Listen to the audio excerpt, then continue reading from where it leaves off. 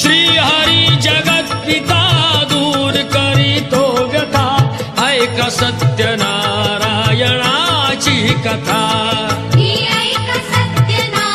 सत्यनारायणाची कथा ही ऐक सत्यनारायणाची कथा पुलका मुकुराजा होता महाथोर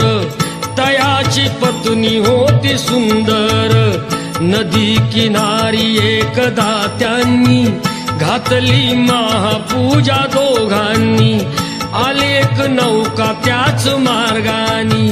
नाव भरलेली पूर्ण द्रव्यानी होती व्यापारी साधू बाण्याची रीत पाहण्यास आला पूजनाची उल्का मुकुत्यास बोले ऐकावे व्रत नारायणाचे अचरावे मनोइच्छित